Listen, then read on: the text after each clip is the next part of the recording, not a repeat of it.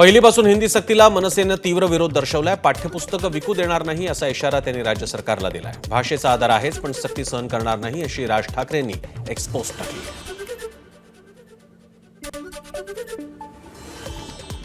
महाराष्ट्रात मराठी अनिवार्याचा निर्णय आधीच झालाय, मात्र मराठीसोबत राष्ट्रभाषाही आली पाहिजे. शालेय अभ्यासक्रमात पहिलीपासून मराठीच्या सक्तीवर फडणवीसांनी ही प्रतिक्रिया दिली आहे. सोसायटीत मांसाहार करतात म्हणून मराठी कुटुंबाला अपमानकारक वागणूक देण्यात आली. मुंबईच्या घाटकोपरमधली ही घटना आहे. मनसेनं संबंधित सोसायटीत जात सोसायटीच्या अध्यक्षांना जाब विचारला आहे.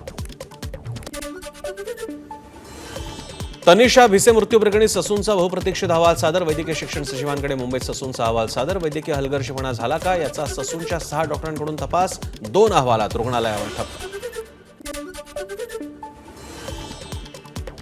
बीडमधील संतोष देशमुख हत्या प्रकरण तपास करणाऱ्या एसआयटीत आणखी 2 जणांचा समावेश. पोलीस हवालदार राजू वंजारी आणि पोलीस नाईक अनिल मंदे यांचा समावेश. तपास करणाऱ्या एसआयटीत तिसऱ्यांदा पथक.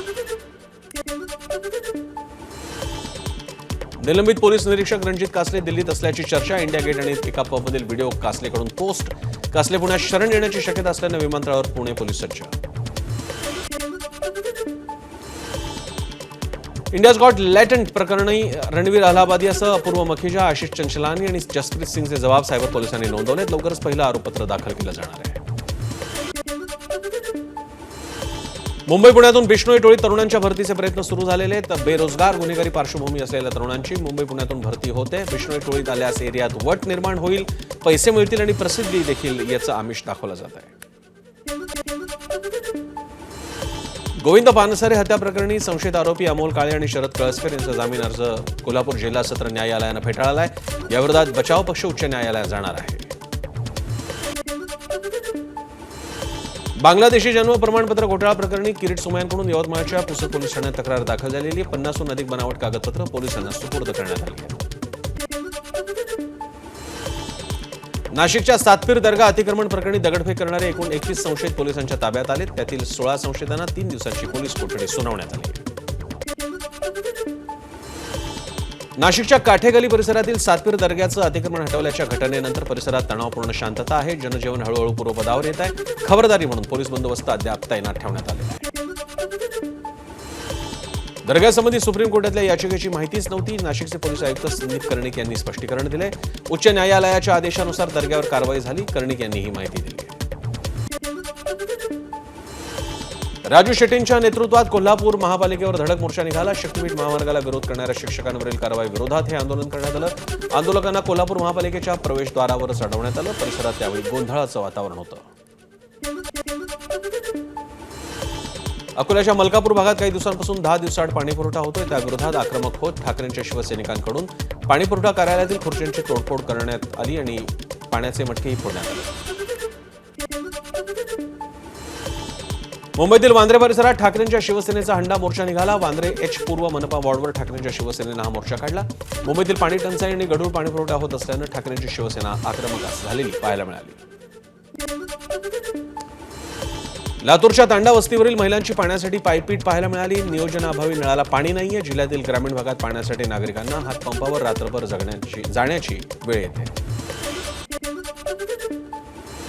नाशिकच्या येवला शहरात दुष्काळाच्या झळा सध्या जोरदार आहेत. आता येवला शहरात 4 दिवसाआड पाणी पुरवठा होणार आहे. येवला नगरपालिकेनं हा निर्णय घेतला आहे. नॅशनल हेरॉल्ड प्रकरणात ईडीनं दाखल केलेल्या चार्जशीट संबंधात काँग्रेस आक्रमक झाली आहे. जळगावातील बीएसएनएल ऑफिससमोर काँग्रेस पदाधिकाऱ्यांची जोरदार निदर्शनं सुरू होती. जालन्यात ठाकरेंच्या शिवसेनेचा तहसील कार्यालयावर मोर्चा निघाला. अतिवृष्टी अनुदान घोटाळ्या प्रकरणी सखोल चौकशी करा, तसंच संबंधित तलाठी, ग्रामसेवक, कृषी सहायकाचं तत्काळ निलंबन करा. ठाकरेंच्या शिवसैनिकांनी ही मागणी केली.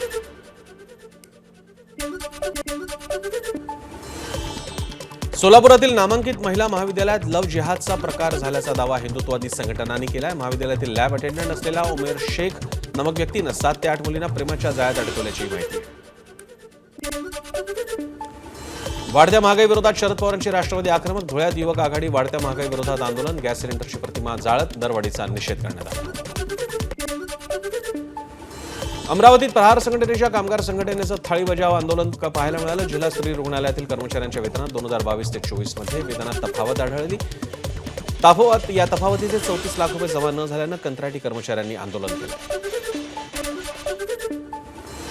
भिवंडीत अतिक्रमण करणाऱ्यांवर पालिका प्रशासनानं हातोडा चालवला. भिवंडीचे आयुक्त अमोल सागरे यांच्या आदेशानुसार अतिक्रमण हटवण्याची जोरदार कारवाई करण्यात आली. सरकारी जमिनीवर अतिक्रमण केल्याच्या तक्रारीवरून धुळ्याच्या सोनगीरमध्ये सरपंच रंजना मोरे अपात्र घोषित झाल्या. जिल्हाधिकाऱ्यांनी ही कारवाई केली. महापुरुषाचा अपमान करणाऱ्या सिमेंट व्यापाऱ्याला झालेल्या मारहाणीनंतर गोंदियात तणावपूर्ण शांतता पाहायला मिळाली. शहरातील महत्त्वाच्या चौकांमध्ये पोलिसांचा बंदोबस्त आहे. नागरिकांनी शांतता बाळगण्याचं पोलीस प्रशासनानं आवाहन केलं. नागपूरनंतर आता गोंदियातही बोगस शिक्षक घोटाळा पाहायला मिळाला. 50हून अधिक बोगस शिक्षक गोंदियात असल्याचं समोर आलंय. संस्था चालकाची मान्यता रद्द करावी, सामाजिक कार्यकर्त्यांनी मागणी केली आहे. नागपूर बोगस शिक्षक भरती घोटाळ्याप्रकरणी पासवर्डचा गैरवापर करून शालार्थ आयडी तयार केल्याचं समोर आलंय. नरड या व्यक्तीला अटक करण्यापूर्वी तक्रारीत पासवर्डचा गैरवापर केल्याचं नमूद आहे. चंद्रपूर जिल्ह्यातही बोगस शिक्षक भरती घोटाळ्याचा आरोप झालाय. सावली आणि मूल तालुक्यातील काही शिक्षण संस्थांमध्ये बोगस भरती झाली. प्रत्येकी 25 लाख रुपये घेत 5 शिक्षकांची नियुक्ती केल्याची तक्रार दाखल झाली आहे. 580 बोगस शिक्षक भरती प्रकरणी अल्पसंख्याक नसलेल्या शाळेला पवित्र पोर्टलवर दाखवलं गेलं. अल्पसंख्याक भंडाऱ्याच्या वरठीतील नवप्रभात शिक्षण संस्थेतील हा प्रकार समोर आला आहे. यवतमाळ जिल्ह्यात 27,000 लाडक्या बहिणी अपात्र ठरल्यात. योजनेसाठी 7 लाखांच्या वर महिलांनी अर्ज केले होते. शेतीसह 4 चाकी वाहन असलेल्या महिलांचे लाभ बंद करण्यात आले. सोन्याची झळाळी वाढलेली आहे. मुंबईत सोन्याचा दर आता 98,000च्या घरात गेला. मागील एका महिन्यात सोन्याचा दर 8,000 रुपये प्रति तोळ्यानं वाढला. मागील 24 तासात सोन्याचा भाव 650 रुपयांनी वाढला.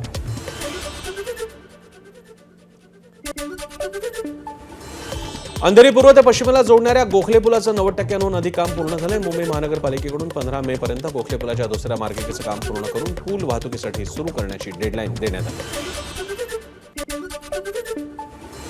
मालवणमधील शिवरायांच्या नव्यानं उभारण्यात आलेल्या पुतळ्याचं 1 मेला लोकार्पण होणार आहे. मुख्यमंत्री आणि दोन्ही उपमुख्यमंत्र्यांच्या उपस्थितीत हे लोकार्पण होणार आहे.